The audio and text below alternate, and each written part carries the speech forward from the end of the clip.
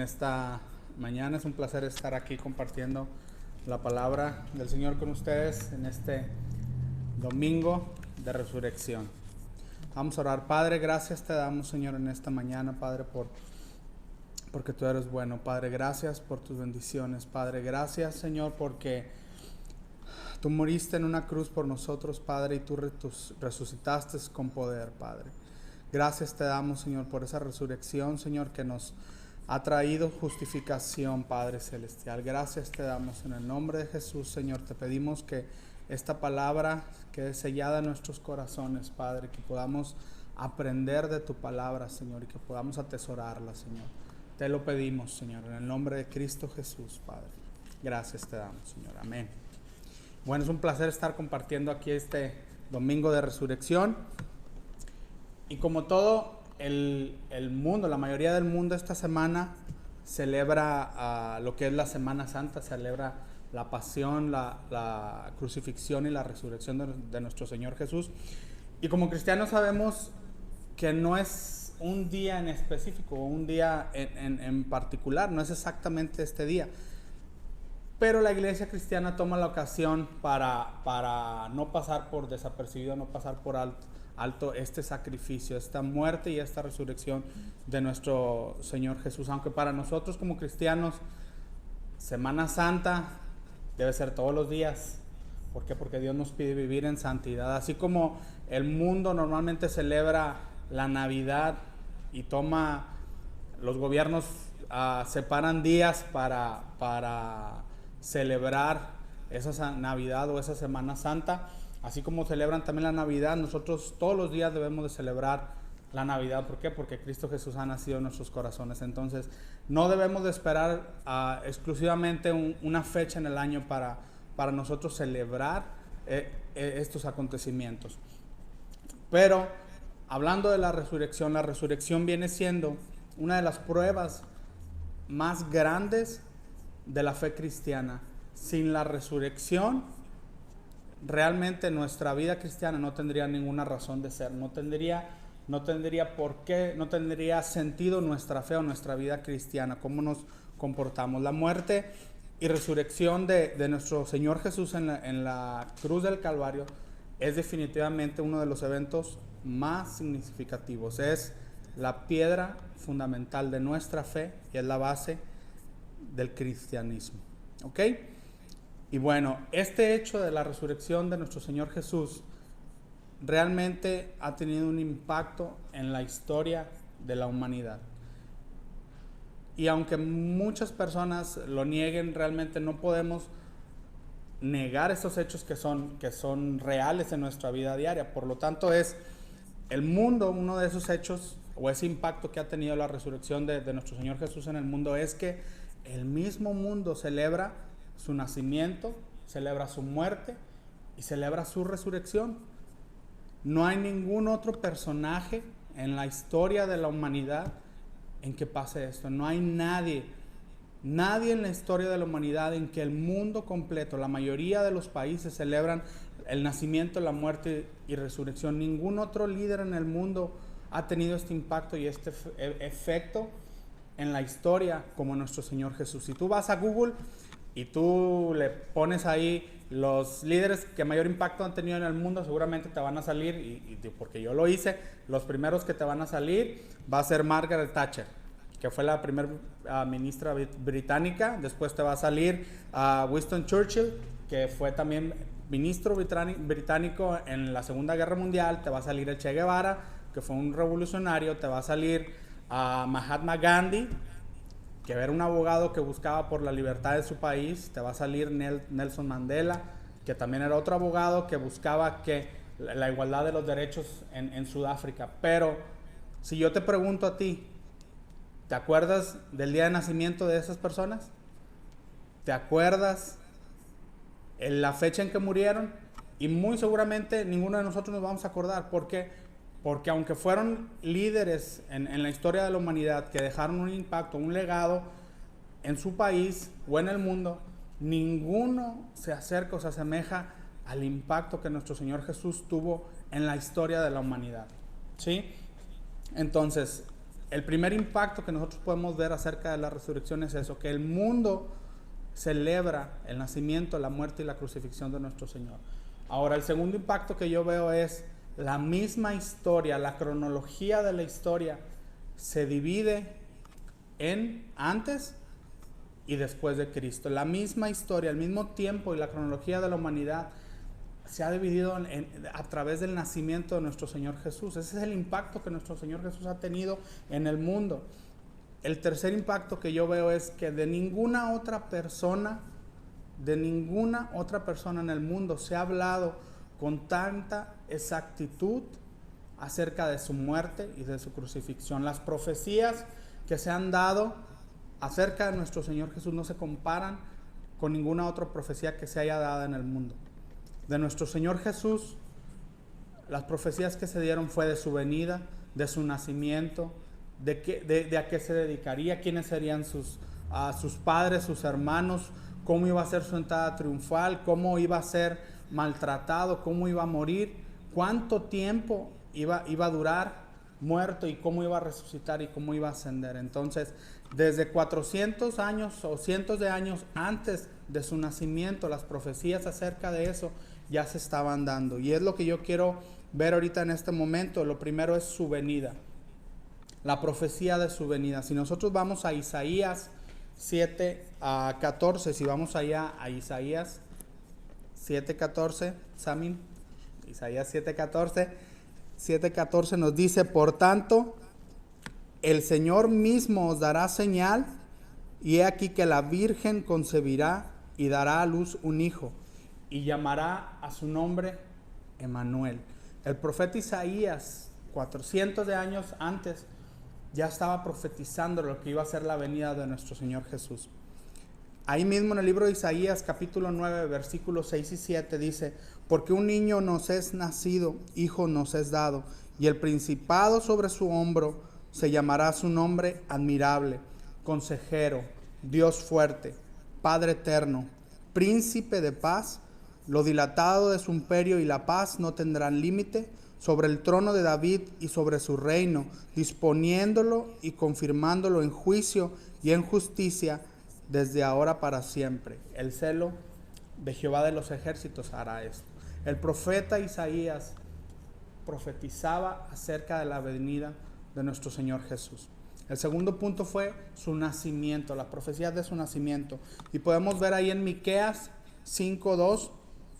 En Miqueas 5:2 dice la palabra, dice: pero tú, Belén Efrata, pequeña para estar entre las familias de Judá, dice: de ti me saldrá el que será Señor de Israel, y sus salidas son desde el principio, desde los días de la eternidad. Se estaba profetizando exactamente el lugar de nacimiento de nuestro Señor Jesús. De ninguna otra persona, de ningún otro líder en el mundo se ha hablado con tanta exactitud. Y si vamos ahí a Mateo, vemos el cumplimiento de la profecía en Mateo 2, del 1 al 6. Mateo 2, del 1 al 6, dice así la palabra. Dice: cuando Jesús nació en Belén de Judea, está confirmando que en Belén de Judea, en días del rey Herodes, vinieron del oriente a Jerusalén unos magos, diciendo: ¿dónde está el rey de los judíos que ha nacido? Porque su estrella hemos visto en el oriente, que fue otra señal del nacimiento de nuestro Señor Jesús. Dice: porque su estrella hemos visto en el oriente y venimos a adorarle. Oyendo esto, el rey Herodes se turbó y toda Jerusalén con él. Y convocados todos los principales sacerdotes y los escribas del pueblo, le preguntaron: ¿dónde había de nacer el Cristo? Y ellos dijeron: en Belén de Judea, porque así está escrito por el profeta: y tú, Belén, de la tierra de Judá, no eres la más pequeña entre los príncipes de Judá, porque de ti saldrá un guiador que apacentará a mi pueblo Israel. Su nacimiento fue algo que se había profetizado con exactitud.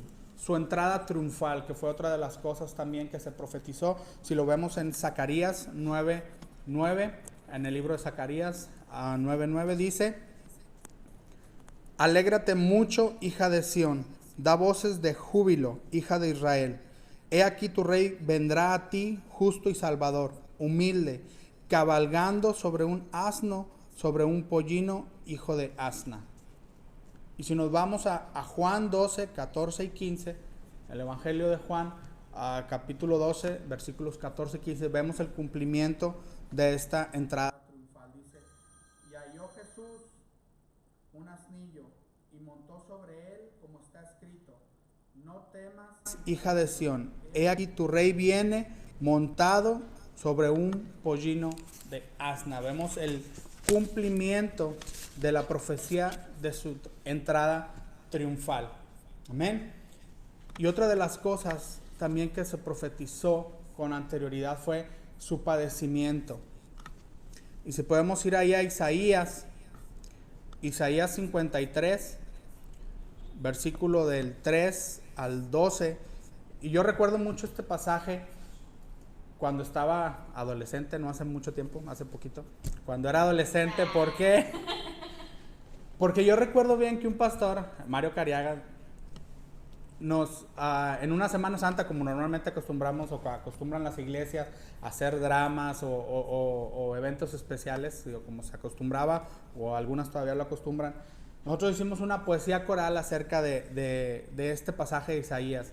Y fue realmente algo que impactó mi vida en ese tiempo, porque el estar 20, 25 chavitos al mismo tiempo repitiendo o haciendo esta poesía coral de este pasaje, tú podías ver cómo la gente en sus lugares, en las bancas, empezaban a llorar, porque estaban escuchando realmente lo que nuestro Señor Jesús padeció en la cruz. Y aquí Isaías lo estaba profetizando años antes de que se cumpliese. Y dice así la palabra, Isaías 53, dice, despreciado y desechado entre los hombres, varón de dolores, experimentado en quebranto.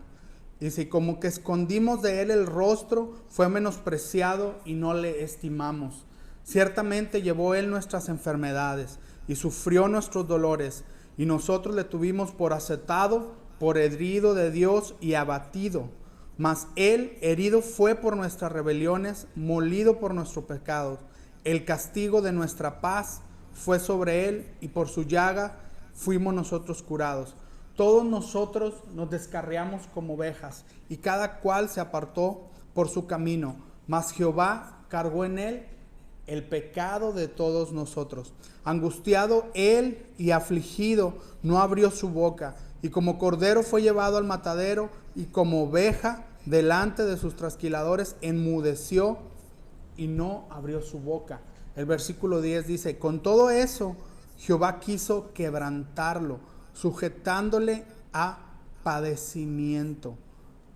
Cuando haya puesto su vida en expiación por el pecado, dice, verá linaje, vivirá por largos años, y la voluntad de Jehová será en su mano prosperada. El 11 dice, verá el fruto de su aflicción de su alma, y quedará satisfecho.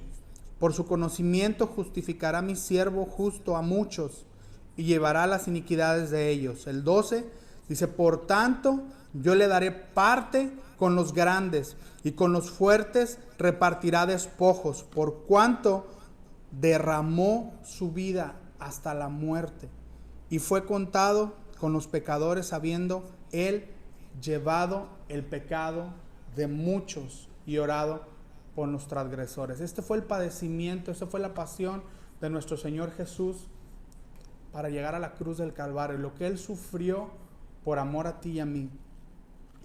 Y lo podemos ver en Mateo 22, del 63 al 65. Ahí vemos el cumplimiento de esta profecía que Isaías mencionaba. Y ahí en Mateo 22, 63 y 65 dice, y los hombres que custodiaban a Jesús se burlaban de él y le golpeaban. Y vendándole los ojos, le golpeaban el rostro y le preguntaban diciendo, profetiza, ¿quién es el que te golpeó? Y decían muchas cosas injuriándole. Entonces vemos el cumplimiento de la profecía. De ningún otro hombre se ha hablado con tanta exactitud más que del Hijo de Dios. Amén. Después su muerte. Su muerte también fue profetizada con exactitud. Si podemos ir ahí a Daniel 9 del 24 al 26. Dice la palabra, dice, 70 semanas están determinadas sobre tu pueblo y sobre tu santa ciudad. Este término de semanas no es como normalmente lo conocemos, las semanas de 7 días que lo tenemos en la actualidad. Es un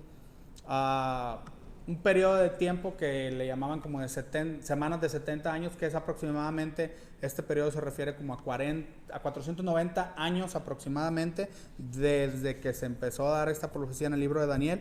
Pero dice, 70 semanas están determinadas sobre tu pueblo y sobre tu santa ciudad. Dice, para terminar la prevaricación y poner fin al pecado y expiar la iniquidad. Ese era el propósito de la crucifixión, es terminar la prevaricación, poner fin al pecado y expiar la iniquidad. Después dice, para traer la justicia perdurable y sellar la visión y la profecía y ungir al santo de los santos.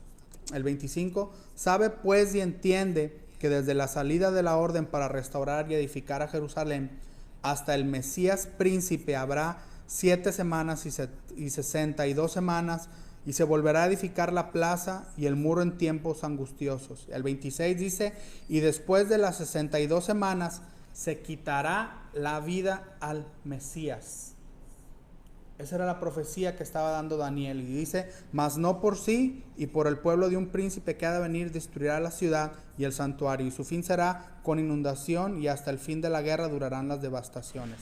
Pero aquí en el versículo 26 dice, se quitará la vida al Mesías. Ya estaba profetizado en el libro de Daniel. Y ahora,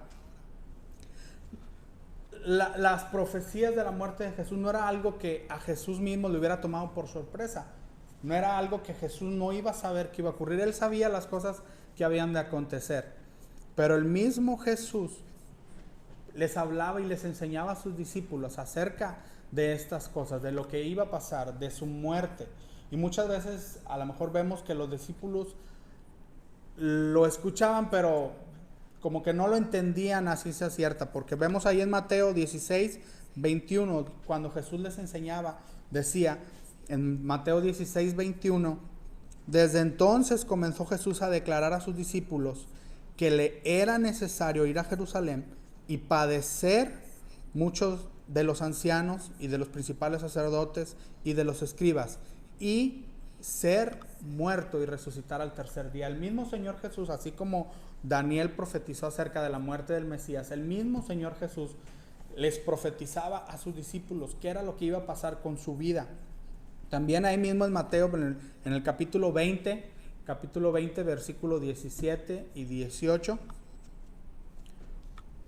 vemos que el Señor Jesús decía, subiendo Jesús a Jerusalén, tomó a sus 12 discípulos aparte en el camino y les dijo, he aquí subimos a Jerusalén, y el Hijo del Hombre será entregado a los principales sacerdotes y a los escribas, y le condenarán a muerte. El mismo Señor Jesús les enseñaba. Más adelante en el capítulo 26 también ahí de Mateo, el mismo Señor Jesús, después de que oró en la noche, oró 3 veces con las mismas palabras, y él decía, Padre, si puedes de mí, pasa esta copa. Dice, pero que no se haga tu voluntad, mi voluntad, sino la tuya. El Señor Jesús oró con sus discípulos y les decía, que no se haga mi voluntad, sino tu voluntad. Él sabía lo que iba a pasar. Su corazón tenía angustia. Ahí en el capítulo 26 lo narra, cuando él ora ahí en el Getsemaní con sus discípulos.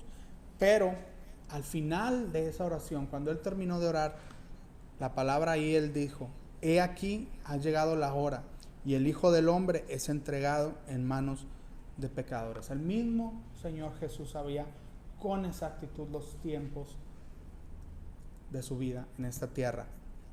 Ahí más adelante en Mateo 27, del 50 al 51, se cumple la profecía de lo que es la muerte de nuestro Señor Jesús. Ahí en Mateo 27, del 50 al 51, dice, mas Jesús, habiendo otra vez clamado a gran voz, entregó el Espíritu. Y he aquí el velo del templo se rasgó en dos, de arriba abajo, y la tierra tembló, y las rocas se partieron. Qué impacto tan grande con la muerte de nuestro Señor Jesús. El velo del templo se rasgó de arriba abajo. Dice que la tierra tembló y las mismas piedras, las rocas, se partieron. Amén. Entonces, se profetizó acerca de su venida, de su nacimiento, de su entrada, de su sufrimiento, de su muerte y ahora de su resurrección.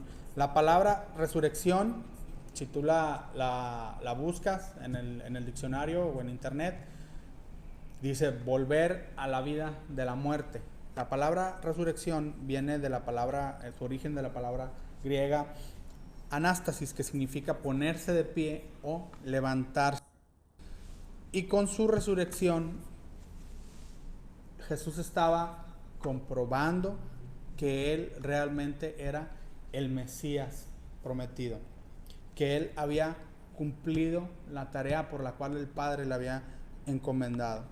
Cuando el Señor Jesús murió, antes de resucitar, dice la palabra que Él bajó a las profundidades y predicó, pero yo estoy casi seguro que Él no fue a evangelizar, sino Él fue a declarar la autoridad, que Él había vencido, que Él había derrotado al pecado, había derrotado a la muerte y había derrotado a Satanás. Y desde el libro de los Salmos se profetizaba acerca de su resurrección, porque en el Salmo 16:10 dice: porque no dejarás mi alma en el Seol, ni permitirás que tu santo vea corrupción. El Señor Jesús no iba a ser corrompido, porque Él iba a resucitar. Como vemos ahí en Primera de Pedro 3, del 18 al 20, Primera de Pedro 3, del 18 al 20, dice: porque también Cristo padeció una sola vez por los pecados, el justo por los injustos, para llevarnos a Dios, siendo a la verdad muerto en la carne, pero vivificado en espíritu. Y dice el 19: en el cual también fue y predicó a los espíritus encarcelados. El 20: los que en otro tiempo desobedecieron. Dice: cuando una vez esperaba la paciencia de Dios en los días de Noé, mientras se preparaba el arca, en los cuales pocas personas, es decir, 8 fueron salvos. Pero ahí la palabra dice que Él fue y predicó. Y lo confirma ahí en Efesios 4, del 8 al 10. Dice el 8: por lo cual, dice, subiendo a lo alto, llevó cautiva la cautividad y dio dones a los hombres. Y eso de que subió, ¿qué es? Sino que también había descendido primero a las partes más bajas de la tierra. Dice: el que descendió es el mismo que también subió por encima de todos los cielos para llenarlo todo. Jesús estaba demostrando que Él tenía el poder sobre la vida y el poder sobre la muerte. Ahí en Juan 10, 17, Él lo confirma y dice: por eso el Padre me ama, dice, porque yo pongo mi vida para volverla a tomar. Dice: nadie me la quita, sino que yo de mí mismo la pongo. Dice: tengo el poder para ponerla. ¿Por qué dice tengo el poder para ponerla? Porque no cualquiera iba a tener ese poder para poner su vida. No cualquiera iba a poder tener esa fuerza para poder soportar todo ese sufrimiento, toda esa presión, para cargar con el peso del pecado del mundo. Por eso Él dice: yo tengo el poder para poner mi vida. Dice: pero también tengo el poder para volverla a tomar. Este mandamiento recibí de mi Padre. Esa fue la instrucción que Jesús había recibido de su Padre, la orden o el mandamiento, el venir y ser expiación por todos los pecados del mundo. Jesús vino a cumplir ese propósito, como lo veíamos, era terminar la prevaricación, ponerle fin al pecado y expiar la iniquidad, como veíamos ahí en Daniel. Ahí en Romanos 4:25 dice: el cual fue entregado por nuestras transgresiones y resucitado para nuestra justificación. El Señor Jesús murió por nuestros pecados, pero Él resucitó para darnos esa justificación, para hacernos justos, para darnos una libre entrada y darnos acceso a la vida eterna. Ese fue el propósito de su resurrección. Y vemos la confirmación de esta resurrección ahí en Lucas 24, del 1 al 12. Lucas 24, del 1 al 12, y dice la palabra: El primer día de la semana, muy de mañana, vinieron al sepulcro, trayendo las especies aromáticas que habían preparado y algunas otras mujeres con ellas. Y hallaron removida la piedra del sepulcro, y entrando no hallaron el cuerpo del Señor Jesús. Y aconteció que estando ellas perplejas por esto, he aquí se pararon junto a ellas dos varones con vestiduras resplandecientes. Y como tuvieron temor, bajaron el rostro a tierra y les dijeron: ¿por qué buscáis entre los muertos al que vive? No, el versículo 6 dice, no está aquí, sino que ha resucitado. Y luego dice, acordaos de lo que os habló, de lo que el mismo Señor Jesús había estado hablando. Dice, cuando aún estaba en Galilea diciendo, es necesario que el Hijo del Hombre sea entregado en manos de hombres pecadores y sea crucificado y resucite al tercer día. Con su resurrección, el Señor Jesús nos dio una entrada a la vida eterna. Él nos hizo justos, nos justificó. Y ahí mismo en Lucas 24, en el mismo capítulo, pero ya en el versículo 50, vemos cuando el Señor Jesús ascendió. En el versículo 50 de ahí de Lucas 24 dice, y lo sacó fuera hasta Betania, y alzando sus manos los bendijo. Y aconteció que bendiciéndoles, se separó de ellos y fue llevado arriba al cielo. Y después de haberle adorado, volvieron a Jerusalén con gran gozo. Y estaban siempre en el templo, alabando y bendiciendo a Dios. ¿Cuál fue el poder de la resurrección de Jesús? ¿Cuál fue el impacto realmente de la resurrección de Jesús? Si nosotros vemos en el libro de Lucas 24, en el versículo 36, el Señor Jesús se les apareció después cuando resucitó a sus discípulos. Y ahí en el Lucas 24, 36 dice, mientras ellos aún hablaban de estas cosas, Jesús se puso en medio de ellos y les dijo, paz a vosotros. Y entonces espantados y atemorizados, esa era la situación en la que vivían sus discípulos. Estaban espantados y atemorizados porque lo estaban viendo y pensaban que estaban viendo a un espíritu, a un fantasma. Pero yo me imagino también que ellos estaban atemorizados porque pensaban que iban a tener el mismo fin que su maestro. Si su maestro acababa de ser crucificado, ellos probablemente pensaban que también iban a ser perseguidos, iban a sufrir esa persecución e iban a tener el mismo fin. Y probablemente había cierto temor y confusión en sus corazones. Y el Señor les dijo, ¿por qué estáis turbados y vienen a vuestro corazón estos pensamientos? Dice, mirad mis manos y mirad mis pies, que yo mismo soy. Les dijo, palpad y ved, porque un espíritu no tiene carne ni hueso. Después en el versículo 44 ahí de Lucas les dijo, estas son las palabras que os hablé. Él les estaba confirmando. Yo me imagino que les estaba diciendo, aquí ya es la graduación de sus clases de discipulado. Todo lo que les enseñé se viene a concluir aquí. Porque les dice, estas son las palabras que os hablé, dice, estando aún con vosotros. Era necesario que se cumpliese todo lo que está escrito de mí en la ley de Moisés y en los profetas y en los salmos. Entonces les abrió el entendimiento para que comprendiesen. Dice, y así está escrito, y así fue necesario que el Cristo padeciese y resucitase de los muertos.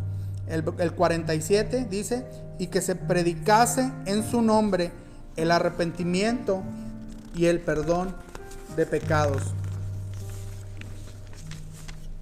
Yo me imagino que si la resurrección no hubiera tenido lugar, no hubiera pasado la resurrección de Jesús, los discípulos nunca hubieran tenido ese poder y autoridad para esparcir el evangelio en todo el mundo como sucedió. ¿Por qué? Porque ellos estaban atemorizados, ellos estaban confundidos. El mismo Señor Jesús les dijo, ¿por qué están así? Pero ¿qué fue lo que cambió la actitud de sus discípulos? El verlo a Él cara a cara, el ver a su maestro resucitado con ellos, compartiendo un pan después de haber muerto, ya resucitado. El Señor Jesús les enseñaba y les confirmaba. Dijo, esto fue de lo que les hablé. Y entonces sus discípulos, al verlo, ellos creyeron realmente en las palabras y en las enseñanzas de su maestro. Fue la culminación de ese periodo de discipulado con ellos, de Jesús con sus discípulos. Durante ese periodo de esos 3 años que Jesús les enseñaba, fue la culminación, fue su graduación, y les dijo: crean lo que yo les compartí. Y él se fue y dijo: les daré el Consolador, el Espíritu Santo, quien les dará el poder. ¿Cómo fue que los cristianos de la iglesia primitiva pudieron dar sus vidas en un coliseo? Como antorchas humanas en los patios de Nerón encendidos. ¿Cómo fue que ellos fueron capaces de soportar toda persecución y sufrimiento? Porque los discípulos se encargaron que el tema principal de su predicación fue la resurrección de Jesús de los muertos. Al ver ellos, sus mismos discípulos, esto, fueron revestidos por el poder de lo alto, y el Espíritu Santo vino sobre ellos, y ellos tuvieron ese poder, esa autoridad y ese denuedo de compartir la palabra y el mensaje de resurrección. Sin la resurrección, la vida cristiana no tendría sentido. Dice ahí en Hechos 2, 22 y 23, fue el primer mensaje de Pedro. Dice: varones israelitas, el 22, dice: oíd estas palabras. Jesús Nazareno, varón aprobado por Dios entre vosotros, con las maravillas, prodigios y señales que Dios hizo entre vosotros por medio de él, como vosotros mismos sabéis. A este, entregado por el determinado consejo y anticipado conocimiento de Dios, prendisteis y matasteis por manos de inicuos, crucificándole. Dice: al cual Dios levantó o resucitó, que es la misma palabra anástasis. Dice: sueltos los dolores de la muerte. Dice: por cuanto era imposible que fuese retenido por ella, por la muerte. Dice: porque David dice de él: veía al Señor siempre delante de mí, porque está a mi diestra y no seré conmovido.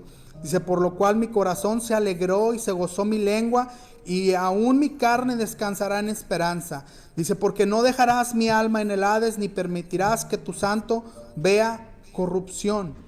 En el versículo 30 dice: pero siendo profeta y sabiendo que con juramento Dios le había jurado que de su descendencia en cuanto a la carne levantaría el Cristo para que se sentase en su trono. El 31 dice: viéndole antes, habló de la resurrección, que su alma no fue dejada en el Hades, ni su carne vio corrupción. A este Jesús resucitó, Dios, del cual todos nosotros somos testigos. Así que, exaltado por la diestra de Dios y habiendo recibido del Padre la promesa del Espíritu Santo, ha derramado esto que vosotros veis y oís. Eso fue el mensaje de Pedro, lleno de poder y hablando de la resurrección de Jesús. Ahí en Primera de Juan, capítulo 1, versículo 1 y 2, dice: lo que era desde el principio. Y Juan decía: lo que hemos oído, lo que hemos visto con nuestros ojos, lo que hemos contemplado y palparon nuestras manos tocante al verbo de vida que es Jesús. Dice: porque la vida fue manifestada, o sea, ellos la vieron, dice, y la hemos visto y testificamos y os anunciamos la vida eterna, la cual estaba con el Padre y se nos manifestó. El 3 dice: lo que hemos visto y oído, eso os anunciamos, para que también vosotros tengáis comunión con nosotros, y nuestra comunión verdaderamente es con el Padre, con su Hijo Jesucristo. La predicación de los discípulos y de los apóstoles fue el mensaje de la resurrección. ¿Qué hubiera pasado si no hubiera habido resurrección? ¿Qué hubiera pasado si Cristo no hubiera resucitado. La resurrección nos da un entendimiento mayor acerca de la doctrina de la resurrección de los muertos. ¿Por qué? Porque es la esperanza que nosotros tenemos de la vida eterna. Si no hubiera habido resurrección, no tendríamos esa esperanza y en vano sería nuestra vida. ¿Por qué? Porque esa es nuestra esperanza. La esperanza que tenemos ahí en Romanos 8:11. Dice en Romanos 8:11: y si el espíritu de aquel que levantó de los muertos a Jesús mora en vosotros, el que levantó de los muertos a Cristo vivificará también vuestros cuerpos mortales por su espíritu que mora en vosotros. Y por último vamos allá a 1 Corintios 15:12. 1 Corintios 15 del 12 al 19 dice: pero si se predica de Cristo que resucitó de los muertos, ¿cómo dicen algunos entre vosotros que no hay resurrección de los muertos? Dice, porque si no hay resurrección de los muertos, tampoco Cristo resucitó. Era lo que les decía Pablo. ¿Y qué es lo que pasa? Cristo seguiría muerto, es lo que les explicaba Pablo. Dice, si no hay resurrección de los muertos, tampoco Cristo resucitó. ¿Y qué hubiera pasado? Cristo seguiría muerto, sería como cualquier otro líder de los que les mencioné, donde no hubiera pasado nada con él. No había garantía de una vida eterna. En el 14 dice, y si Cristo no resucitó, vana es entonces nuestra predicación. No tendríamos de qué predicar. ¿Cuál sería el mensaje del evangelio si no es la resurrección? Dice, vana también es nuestra fe. ¿De qué serviría que nosotros creyéramos en Cristo si Cristo no hubiera resucitado? Dice el 15, y somos hallados falsos testigos de Dios. ¿Qué quiere decir? Que entonces todos los discípulos estarían mintiendo. Todas esas personas a las cuales Jesús se les apareció, a los discípulos, a las mujeres, como a 500 hermanos, dice también Corintios. Dice, todas esas personas estarían mintiendo. Dice, somos falsos testigos de Dios, porque hemos testificado de Dios que Él resucitó a Cristo, al cual no resucitó, si en verdad los muertos no resucitan. Dice, porque si los muertos no resucitan, tampoco Cristo resucitó. Y si Cristo no resucitó, vana es nuestra fe, y aún estáis en vuestros pecados. Nosotros no hubiéramos sido justificados si Cristo no hubiera resucitado. Dice el 18, entonces también los que durmieron en Cristo perecieron. Los que murieron, los que durmieron, no tendrían esperanza de una resurrección en la segunda venida. Dice el 19, y si en esta vida solamente esperamos en Cristo, somos los más dignos de conmiseración de todos los hombres. Si no hubiera la resurrección, dice la palabra, más nos vale comer, beber y alegrarnos. Porque ¿de qué sirve vivir una vida piadosa si no hubiera resurrección? Cristo fue las primicias de la resurrección. Ahí en Corintios, más adelante en el mismo capítulo 15, versículo 20 dice, mas ahora Cristo ha resucitado de los muertos, primicia de los que durmieron es hecho. Porque por cuanto la muerte entró por un hombre, también por un hombre la resurrección de los muertos. Porque así como en Adán todos mueren, también en Cristo todos son vivificados, pero cada uno en su debido orden. Cristo las primicias, luego los que son en su venida. Y después en el versículo 50 dice, pero esto digo, hermanos, que la carne y la sangre no pueden heredar el reino de Dios, ni la corrupción hereda incorrupción. He aquí os digo un misterio, no todos dormiremos, pero todos seremos transformados. En un momento, en un abrir y cerrar de ojos, a la final trompeta, porque se tocará la trompeta y los muertos serán resucitados incorruptibles y seremos transformados. Dice, porque es necesario que esto corruptible se vista de incorrupción y esto mortal se vista de inmortalidad. Y cuando esto corruptible se haya vestido de incorrupción y esto mortal se haya vestido de inmortalidad, entonces se cumplirá la palabra que está escrita: sorbida es la muerte en victoria. Amén. Ese es el mensaje de la resurrección, que nosotros tenemos una esperanza. Tenemos la esperanza de la vida eterna. Tenemos la esperanza que este cuerpo corruptible se vestirá de incorrupción, que lo mortal se vestirá de inmortalidad. Ahí en Apocalipsis 1, 17 y 18 dice: cuando le vi, caí como muerto a sus pies, y él puso su diestra sobre mí diciéndome: no temas, yo soy el primero y el último, el que vivo y estuve muerto. Mas he aquí que vivo por los siglos de los siglos y tengo las llaves de la muerte y del Hades. Ese es el poder de resurrección que tiene nuestro Señor. El único que tiene el poder para poner su vida y para volverla a tomar. Ese es el mensaje y la esperanza de resurrección. Así como dice también en Apocalipsis 3, dice: he aquí, yo estoy a la puerta y llamo. El que oyere mi voz y abre la puerta, entraré a él, cenaré con él y él conmigo. Y dice: al que venciere, le daré sentarse en mi trono, así como yo he vencido y estoy sentado en el trono con mi Padre. El que tenga oídos para oír, oiga lo que el Espíritu le dice a la iglesia. Ese es el mensaje de la resurrección. Esa es la importancia de un domingo de resurrección. Es la esperanza que nosotros tenemos de la vida eterna en Cristo Jesús. Amén. Pónganse de pie ahí en sus casas, y los que están aquí, y vamos a orar. Vamos a darle gracias por su muerte, pero gracias por su resurrección. Padre, gracias, Señor, porque al morir tú en la cruz, moriste por nuestras transgresiones, moriste por nuestros pecados, Padre.